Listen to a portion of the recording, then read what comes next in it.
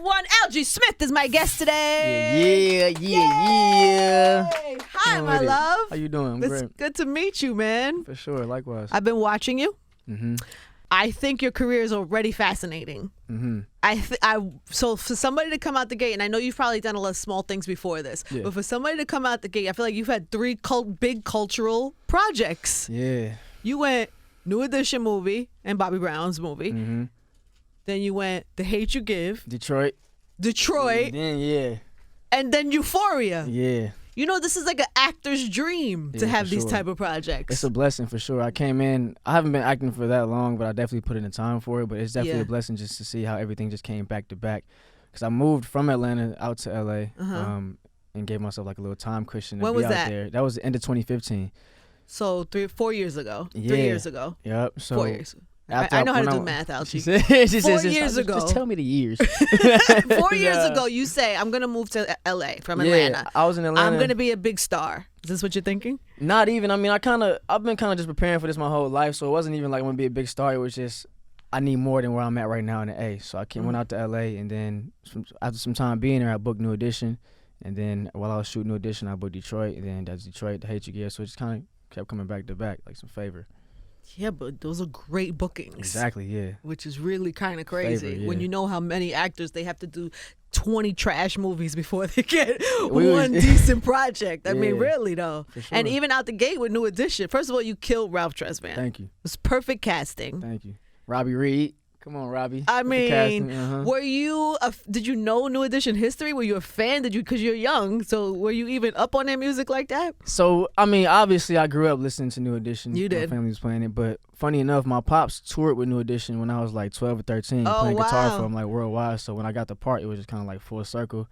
It was like I already knew everybody, so it was just kind of like weird being in that position, but killed it. It was like, yeah, it was dope. Did you meet Ralph? I did. We had like an hour or 2 hour conversation first day I met him, just like going back and forth on. And were you staring at him trying to get his voice right? I was, but he wasn't really like, I was just trying to get his mannerisms down, but he was like, he didn't want me to focus on that. He was like, I mean, I picked you for a reason and just do what you do. Oh, he actually picked you? Yeah, he actually, like, obviously there was a process, but he had to say so of like, okay, yeah, I want him to be the guy. Did you have to sing? I did. We had an 8 hour long audition. This was the longest audition I've ever been in. We had to sing, we had to dance, we had to stay there, do it all over again. Babyface came in the room. Jimmy Jam and Terry Lewis was in the room while we doing the audition. I'm like, God. Jesus. Yeah, exactly. Pressure. But it was cool though. My God. Yeah. And Ralph saw the tape probably, right? Yeah. Well, he was in the actual he was audition. In the room yeah. too. Then we went back into like a little private room and had like a sit down and talk. And it was cool. Were you freaking out? Low key, yeah. Low key, yeah. But I think it was just because it was just nerves. But I think nerves are human though. If you don't get nervous sometimes, you know. Yeah. And then were you surprised how? Because I feel like it was a huge success, right? Yeah. Were you surprised by the reaction or how many households it was in? And I was. I didn't think it would. I think we just did a crazy, amazing thing because it hit so many different generations. It hit the generation that knew New Edition, and then it hit our, I guess you can say millennials, I guess. Yeah. And then the younger generation as well, like 3-4-year-olds singing a song. So to be a part of something that was already so big and to be able to help make it even bigger was just crazy. It's so dope. Yeah, in my house too. My son's 6. I have two, 16 and 13. They know all the words to all the songs. And it's dope because after the movie came out, then I could play like, the Boyz II Men album and put them on to other things, but they connect to it because they know all this stuff. It's just such a dope project. And you killed it, baby, really. Thank you. Really dope. And then Hate You Give was after that? Or Detroit was next? Detroit was next. Imagine going from that, just like singing happy, like, and then to just Detroit. I'm like, golly. Within a matter of months, though. Like, literally, mindset switched within a matter of months. But Detroit was a blessing. I learned a lot on that set, and it also made me appreciate a lot that I didn't know about, just the struggles of my people, black people in Detroit. I'm from Saginaw, Michigan, so that was like where I came up at, kind of. You were from Michigan? I thought you were from Atlanta. From Saginaw, born in Saginaw, Michigan, grew up in Atlanta. Got it. Yeah, I get slaughtered if I ain't say Michigan. I mean, you gotta rep your set. For sure.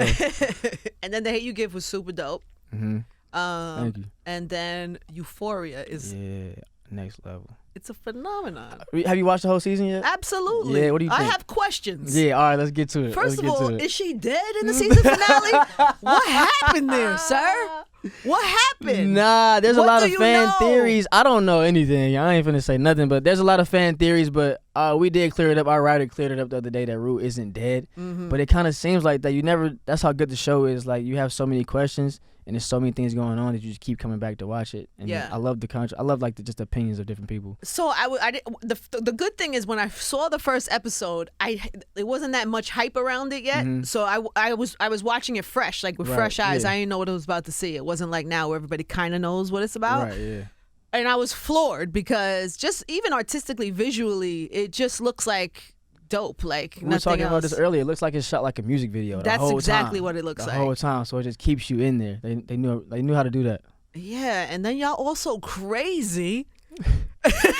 Hey, don't say y'all all. Listen, I think my characters are like Your the most least. Actually, probably the most normal. Yeah, but everyone else is, and he still has some things about himself, which I think we'll explore in the next seasons to come. You know? Yo, will you? Will we see more? Yeah, the layers about to get peeled back. Yeah, because you're a little different because you're not in the school. You're in He college. just went up to college, so it's like we got to see what that dynamic is like, and then we still got to explore McKay and Nate's dynamic. Yeah, since he's like the best friend, and he didn't know. Was coming out, so it's like. So when you're shooting a show like this, you only know what you're shooting, right? Because you show up on days that you're shooting, and when you watch the episodes for the first time, what are you thinking? Well, I had a watch party for Euphoria every night, every like Sunday at my crib. It was so much that we all had to like decompress after and talk about it. And that's why I think no one could watch it alone because it was just a lot. Like every episode just leaves you with a lot to think about. So for me, it was just how authentic it was. And then there was some scenes that I felt uncomfortable watching, which I'm like, okay, that's why it's so real though. It's so authentic. So I think it's just that they did it a beautiful way. Our writer. Like what? Sam, what made director. you uncomfortable? Yo, first of all, the scene that McKay had to do with when he got hazed, that was super uncomfortable for me. Yeah. But I had to realize I'm an actor, so I'm in this position for a reason. You know what I'm saying? And if I ain't doing nothing that compromises what I believe as a person, then it's all good. But even watching that back was just like tough, horrific. I was like, damn, it looked worse than when we shot it. Yeah. So that's tough to watch back. I bet. Yeah, there's some moments in there. Then I'm watching it. I'm like, who is this show for? Because it's set in high school, but is it a show for high school students to watch? Yeah, but I don't even think it's just for high school students. That's why I think they did such a good job because it has no demographic. Because it is wildly inappropriate for early high. Like if you just got to high school, how old are you when you just get to high school? Like 14? 14? Yeah, 14, yeah. If you're super smart, maybe even 13. If you're not as smart, maybe 15, 16. Hey, hold on, you talking about me. All right, sorry. No, just what? So, 14-ish. Yeah. Should a 14-year-old be watching that show? I'm not going to say what they should and shouldn't do, but I will just say that these things are actually going on, you feel me? Yeah. I was homeschooled in high school because of the arts, but I still had friends and I still knew what was going on in my climate. So I can say from then, like I knew how crazy it was then, so I can only imagine now when social media is so heightened. Yeah. So I feel like if they're not seeing it from the show, they're seeing it at school, you know what I'm saying? So and with the show, we're doing it for a bigger purpose. It's like we have all these things in there, but the message comes down to a clear message of we're here to help. You feel what I'm saying? It's like we see what Rue's going through, and that's what a lot of people are going through in actuality. A lot of teenagers, for sure. Drug addiction and things like that. And it's like, and it's not even because of. It's almost in a sense where Rue doesn't even want to have. She was conditioned like that when she was younger. You know what I'm saying? So Which it's happens. not like So it's not like she's just a fiend. It's like she doesn't know how to live without this, and that's a real thing. Yeah, that's so funny. I don't want to say. I was somewhere where a lot of kids are, and one of the nurses was saying that a lot of the kids there was so many pills that came with the kids because there's so many kids that are on, as soon as they get a little hyper or whatever, they put them on some pills, or they they drug kids so easily now. It's easy. At 12, 13, 11, and then what do you think happens 5 years down? I'm not saying you should never, I don't know, I'm not a doctor, but I'm just saying for kids to just so easily be on those meds, it's very, very scary. It's dangerous. It's dangerous and scary.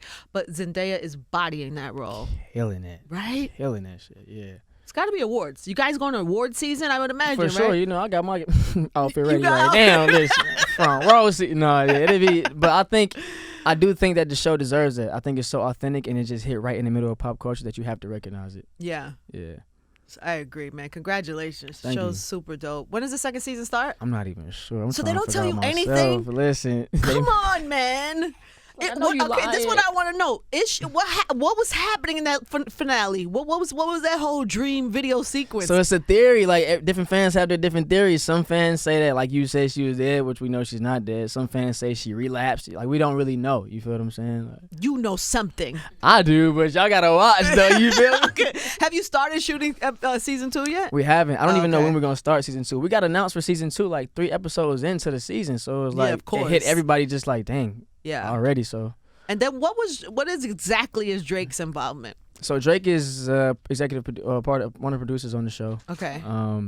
Did you see him? Did he ever come to set? Yeah, he came to set a few times. Yeah, but I think more than anything, he just brings his self. You know what I'm saying? His essence to the show, and you can feel that. You can feel that on set. You can feel that when you watch it with the music involved, the coloring, everything. It's like this feels like it's a part of culture. Yeah. Yeah. Oh, but he did show. I didn't even think that happened. I thought maybe it was just a few times. And did what? What is he, action? What is he doing? Does he have anything? Just chilling, watching, you feel me? Observing, being a producer. He's not giving you any direction or anything? Because you know Drake. I'll take it, though, if he gave some direction for Drake sure. knows a little something about being in a high school show. Fact, a lot of something. You know what I'm saying? Yeah. Did you get to meet him or talk to him at all or no? I did. I did. Great vibes, like good energy. Any advice, anything like that or no? No, I mean, he said he loved the show. He just loved where it's going so far. I love my character. I definitely want to keep building with him though and get some advice on obviously the music and just how to take it. I feel like what he did with Degrassi coming from there and taking the music is a blueprint for me. You feel me with this show? So yeah, of course I just want to get some advice. Yeah, and you have your own music career going on right now. So let's talk about that. When did that start? What's happening? What's the plan? So I've been doing music for a little minute. I've been doing music before I was acting, and the acting just skyrocketed. So now, which I'm super blessed for. Now I'm just taking that and showing my fans as well. I'm just a bigger artist. So I got my single out right now, All Girls Matter. Before that, after New Edition dropped, I put out an EP called Listen. And that did like number 10 on iTunes without like a major push. So I was just like, okay, the fans really like liking it. So it's just like you putting it out independent. Yeah, yep. So right now, I got AWOL behind me. And right now, we just about to put out a single called All Girls Matter. The video just came out yesterday. Congratulations. Thank you. I got an EP coming out called ATL on the 28th. So I'm just working that music and just getting solidified in there. I got to gain some respect over here. So yeah, I'm doing what I got to do here. So okay, so is that like what's first for you? Acting or singing, or is it just both? And it's both, but if I had to just choose one, it'd definitely be music for sure. Really? But it's both because I feel like they're both expression. Yeah. There's nothing like just music to me. And you got to sing in the New Edition movie. Yeah. Was that really Detroit. You got to sing in Detroit. Was us, yeah. They didn't do nothing with your voice, do no weird thing on it. Nah, that's all you. Us. That was Come on, Angie. I'm just saying. She said it was too good. It was like really good. Thank you sound like Ralph. Thank you. That's not an easy voice to emulate. It's really not. That's what I'm saying. Real, Are you used to being up in those ranges like that? Not for real, but with the help of Babyface and Jimmy Jam and Terry Lewis, they'll get you there. For sure. right. If anybody can get you there. Yeah, they can get you there.